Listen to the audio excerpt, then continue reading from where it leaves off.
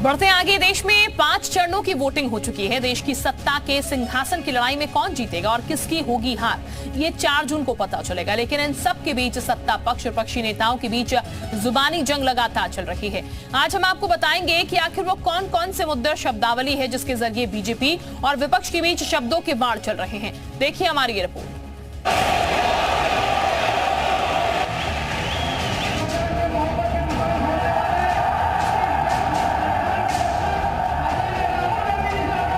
अब की बात 400 पार, राम मंदिर, मथुरा, मंगलसूत्र, शहजादे, पाकिस्तान, घुसपैठिया, तुष्टीकरण, मुसलमान, विरासत टैक्स, संविधान, घोटाला, दलित आरक्षण, खटाखट खटाखट। 5 चरणों की वोटिंग के बाद अब तक बीजेपी और प्रधानमंत्री नरेंद्र मोदी का चुनाव प्रचार इन्हीं शब्दों के इर्द गिर्द रहा। इन्हीं शब्दों के जरिए प्रधानमंत्री नरेंद्र मोदी और बीजेपी 400 पार और तीसरी बार सत्ता पर काबिज होने का दावा कर रही है।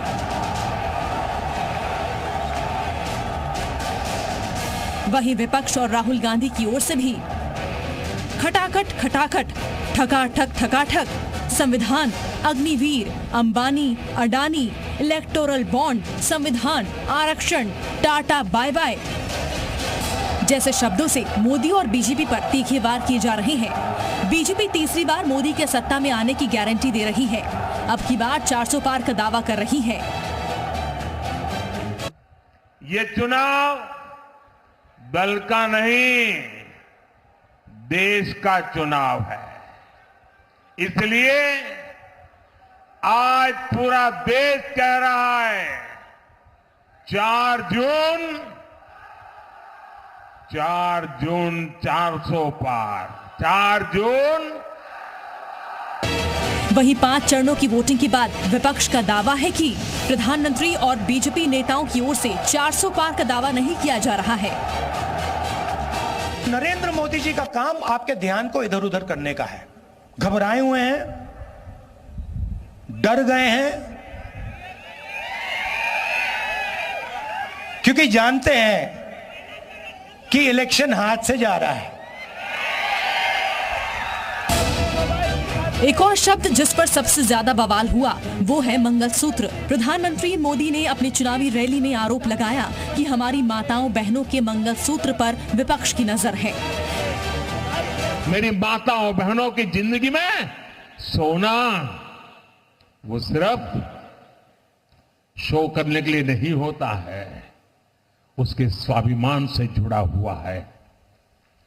उसका मंगलसूत्र वो एक सोने का कीमत का मुद्दा नहीं है, उसके जीवन के सपनों से जुड़ा हुआ है। तुम उसे छीनने की बात कर रहे हो अपने मैनिफेस्टो में। गोल्ड ले लेंगे, सबको वितरित कर देंगे। प्रधानमंत्री के आरोप के बाद मंगलसूत्र पर महाबहस शुरू हो गई।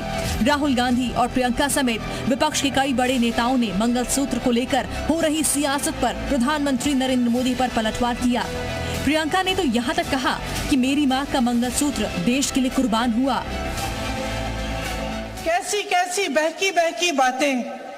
पिछले 2 दिनों में अब ये शुरू हुआ है कि कांग्रेस पार्टी चाहती है कि आपके मंगलसूत्र और आपका सोना आपसे छीन ले। 70 सालों से ये देश स्वतंत्र है। 55 सालों के लिए कांग्रेस की सरकार रही है। किसी ने आपसे सोना छीना, आपके मंगलसूत्र छीने। देश के चुनावी मुद्दे में विरासत टैक्स को लेकर भी खूब सियासत हुई। कांग्रेस नेता सैम पित्रोदा के विरासत टैक्स वाले बयान को बीजेपी ने जमकर भुनाया और कांग्रेस को निशाने पर लिया।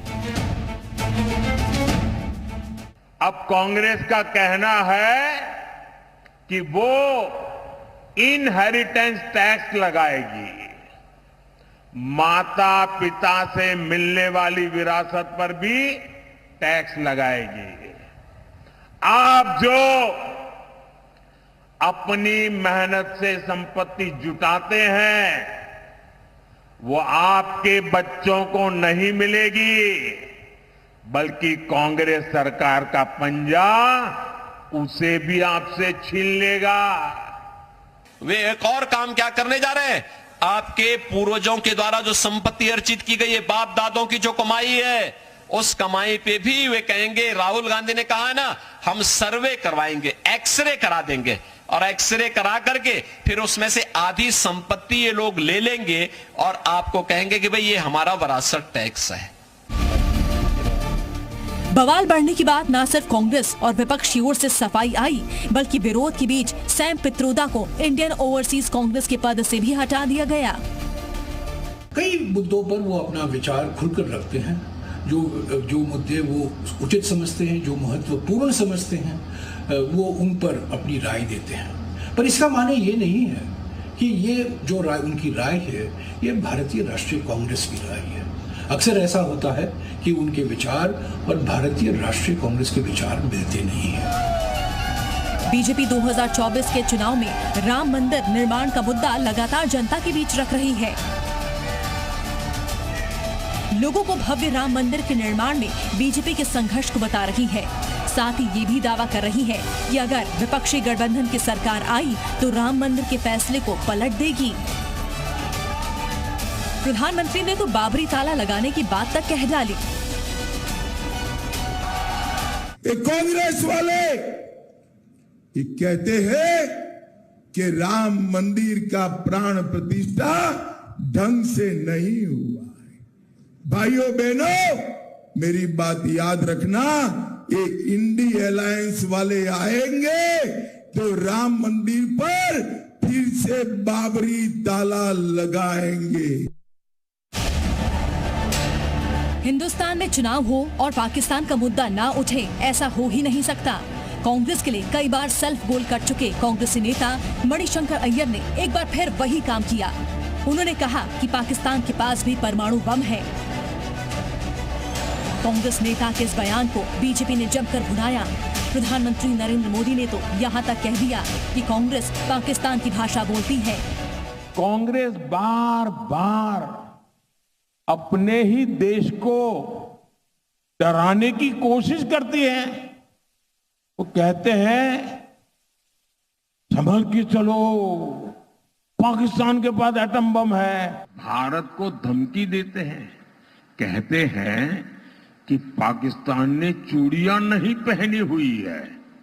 बताओ, मैं तो कांग्रेस के शाहजादे से पूछूंगा, जरा ये बताओ भैया, आपके साथी ये सब बोल रहे हैं, इनकी मंशा क्या है? चुनावी लड़ाई में नरेंद्र मोदी कांग्रेस और राहुल गांधी पर हमले का कोई मौका नहीं छोड़ रहे। अंबानी अडानी के मुद्दे पर तल्ख रहने वाले राहुल से प्रधानमंत्री ने पूछा कि अब उनका नाम नहीं ले रहे हैं। 5 साल तक अंबानी अदानी को गाली दी और रातों रात गालियां बंद हो गई। मतलब कोई न कोई चोरी का माल टेम्पो भर भर करके आपने पाया है। 5 साल तक अंबानी अदानी को गाली दी और रातों रात गालियां बंद हो गई। मतलब कोई न कोई चोरी का माल टेम्पो भर भर करके आपने पाया है। हालांकि प्रधानमंत्री के सवाल करने के बाद राहुल गांधी समेत कांग्रेसी नेताओं ने उल्टा सवाल किया कि अगर प्रधानमंत्री को मालूम है कि नोट आ रहे हैं तो वो कार्रवाई क्यों नहीं करते, सीबीआई और ईडी को इनके पास क्यों नहीं भेजते। नॉर्मली आप बंद कमरों में अदानी जी अंबानी जी की बात करते हो, पहली बार आपने पब्लिक में अदानी अंबानी बोला। और आपको ये भी मालूम कि ये टेम्पो में पैसा देते हैं। क्या ये आपका पर्सनल एक्सपीरियंस है क्या? एक काम कीजिए, सीबीआई ईडी को इनके पास भेजिए ना।